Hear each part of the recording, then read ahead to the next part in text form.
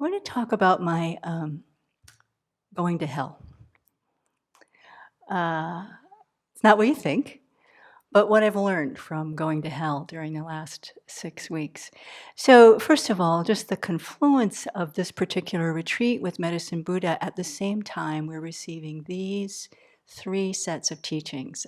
Many people have commented how amazing it is to have this connection between here we are in Samsara Nirvana Buddha nature, right, in the 12 links of dependent arising, where we're seeing in such detail, week after week after week, how our misapprehension is leading directly to formative action that's planting seeds on our mind streams, like constantly, all with the potential to ripen one way or another. And if all the conditions are right and the force of that action is strong enough, we're putting rebirth after rebirth after rebirth after rebirth on our mind stream, like constantly.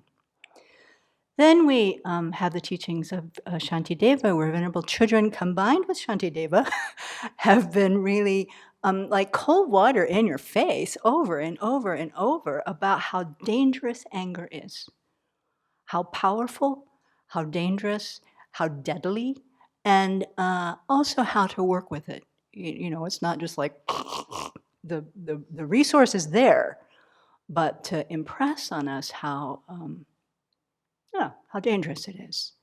And then these amazing teachings from Geshe Topke and Kamala Shila talking to us about how to meditate on developing love and compassion, starting with equanimity. And Geshe Topke said, you must meditate, and so did Kamala Shila, meditate on the sufferings of cyclic existence. And he repeatedly said the sufferings in the 6 realms. And he repeatedly said, starting with the hell realms. So let me say that, this is very much part of the Lam Rim. Of course, you're meditating on the dukkha of cyclic existence. It's our practice. But I think I'm not alone in having somewhat avoided the hell realms.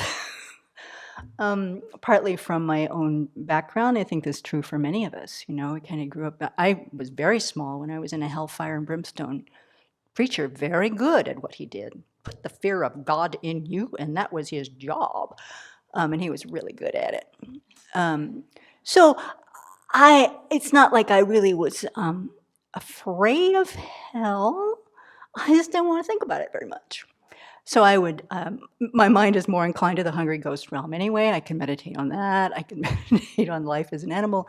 The sufferings of human beings, very much a part of my practice. God realms, not so much. So just to confess that there have been some blanks in my Lam Rim practice right there. But then there was Geshe Topke saying, meditate on the hells. And he also said, not from the point of view of pity from the outside, but from being in the inside as though this is your experience. So I'm sitting on my cushion and in pops a song, of course, and I'm not going to do the whole thing, although it's been very meaningful, but there's a line in this song that says, to fight for the right without question or pause, to be willing to march into hell for a heavenly cause. And I thought, bodhisattvas do that. Am I willing to march into hell for a heavenly cause? All right, Tipton Chinny, go to work. So I started doing some meditation on the hell realms.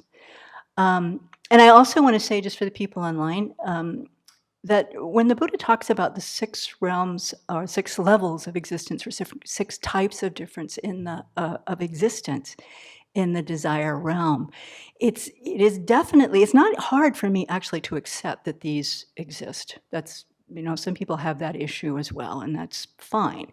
But if you look at states of mind that we do have as human beings, we can certainly find parallels. And if I think that every level of existence is as vivid to those people as my own life is, then it makes total sense to me that it is our mind that's creating the whole situation. Now, do I live like I believe that? No. But if I'm trying, and if I think about it really deeply, it totally makes sense to me. So the hell realms is not a place of punishment. It's not the hell realm that I learned in church. But it is a place or it is a way of being that reflects the level of pain, the level of torture, the level of rage, the level of affliction in a kind of mind. And that's been very, very useful for me to meditate on. So I went back, I reread the descriptions. They're quite detailed. I read Lama Tsongkhapa's descriptions. I read Padraig Rinpoche's descriptions. And I also found a lot of help from reading Samuel Berkholtz's book called A Guided Tour of Hell, where he's the founder of Shambhala Publications. He had a heart attack, died on the table, and had a near-death experience that wasn't this beautiful golden thing of, being guided to beautiful places. He was guided straight to the hell realm.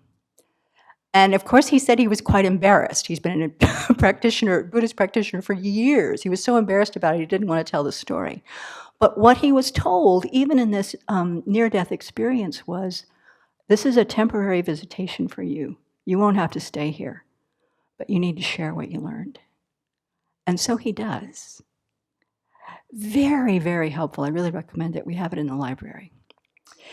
But another thing that came to mind, I'm going to try to keep this short. There was so much I want to share about it. But another thing that came to mind, though, because I'm not very versed at visualizing horrors, actually. I was happy to see that. I'm happy to visualize offerings. I'm happy to visualize. But, visualizing hell was not easy, actually. But then I had the images start coming up of what I saw of the January 6th insurrection. And on January 6th, I had an appointment with Venerable Children after lunch on that day. We were supposed to talk about something, I don't remember what. And I went up, and she had CNN on, and she said, look what's happening at the Capitol. I don't know that we ever said another word to each other for a very long time. We were both just watching, and for me, listening. I think for me, the sound of the coverage was more shocking than the images. Because we don't watch TV, as you know. We don't watch movies. We're not used to seeing this kind of stuff. And here is the sound of the shouting and the thumps and the weapons banging on bodies and banging through windows. It's just like shocking. This is not normal civil discourse or whatever it was just recently called. This, to me, worked very well as an image for hell realm. It helped a lot. It really helped a lot. So to imagine being there, imagine being with that mind, being so focused that what I believe is true, that what I am doing here is right, that I am marching into hell for the heavenly cause of changing the course of history that I think is wrong. Total belief. Very illuminating. Very illuminating for beginning to try to do what Geshe Topke asked us to do in cultivating equanimity. Right? The thing that I appreciate about Samuel Berkholtz's book is that he is met at the gates of hell, I think it's right at the very beginning, by the Buddha of hell. I never thought of a Buddha in the hell realms. But duh, the Buddhas are everywhere. Duh, I'm trying to do medicine Buddha practice by going into the hell realms and, bringing this relief.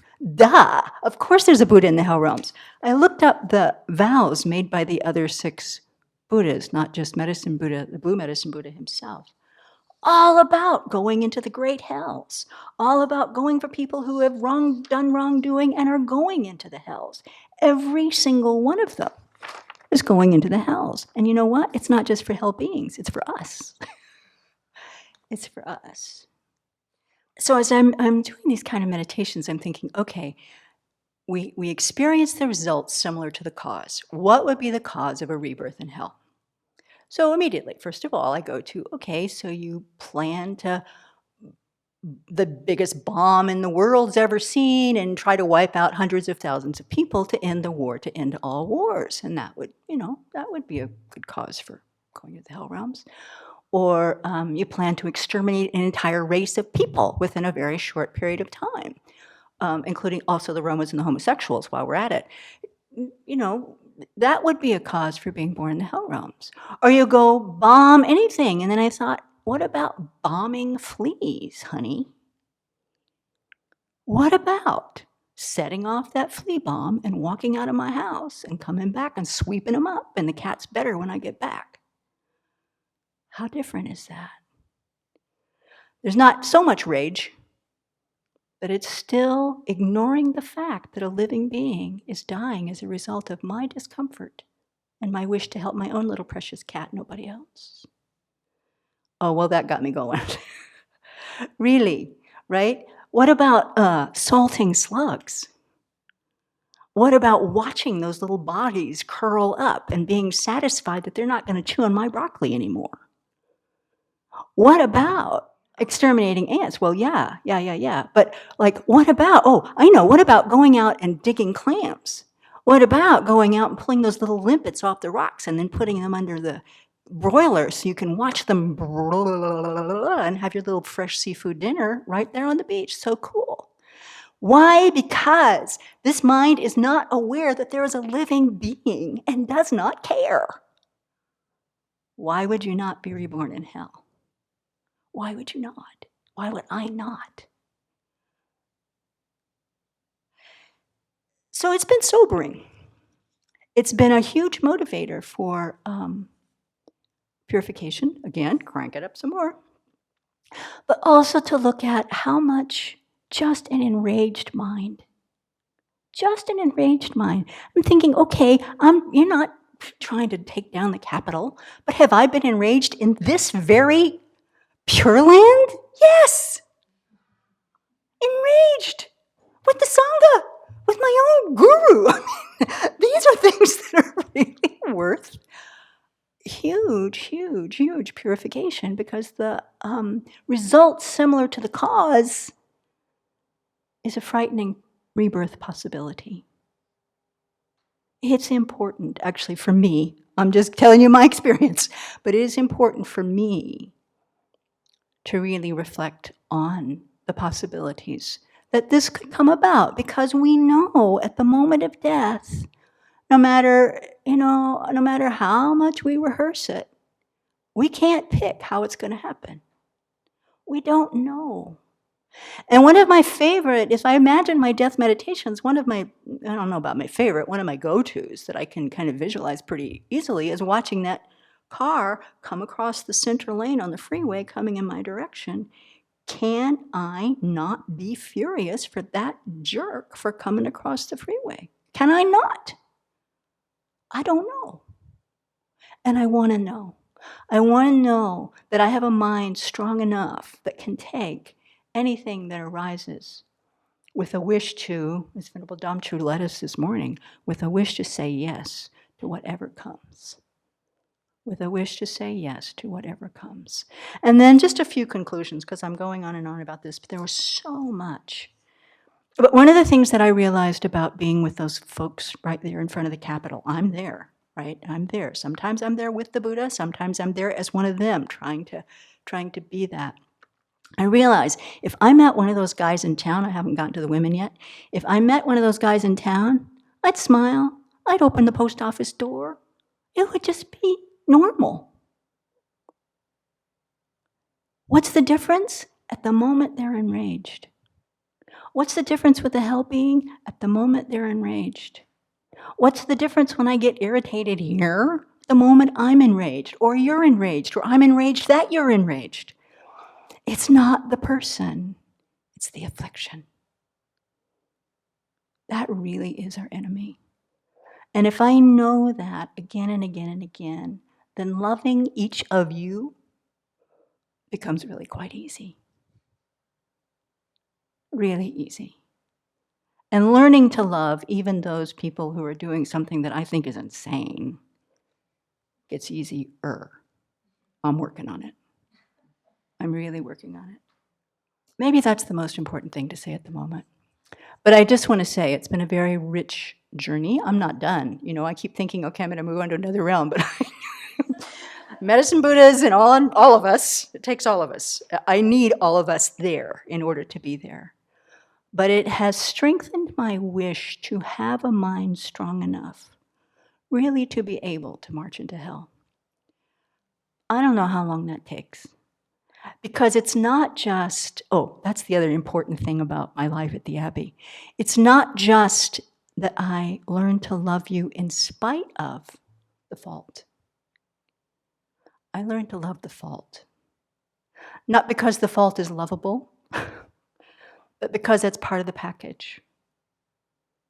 Do you get what I mean? It's a real important point about the equanimity thing. It's not that I can hold each living being on the basis of it in spite of all the other things that are going on with them. It is that I take that all in, and it's okay with me. I don't have to fight it. I don't have to fight you. I'll try. And I don't have to fight myself. It's okay. It's okay. And that we have here, and people online too, that we have the preciousness of the opportunity to have learned that there are ways to think about this, that we can change this, that moment by moment by moment, we have a choice about what's happening in our minds and in our hearts. And if we don't like it, we just change our mind, and we're learning how. That is amazing. And on someday I'll write another topic about how I'm going to write a Lam Rim meditation on the 9-point death meditation is preceded by the 9-point aging meditation. So we are running out of time. I don't care, happy birthday, Stephen, we're running out of time. I don't care if you're half my age, not quite, but almost. We're running out of time. So may we take this beautiful opportunity for doing retreat, this beautiful opportunity to practice the Dharma, the beautiful opportunity to share together, and make our lives really meaningful while we have them.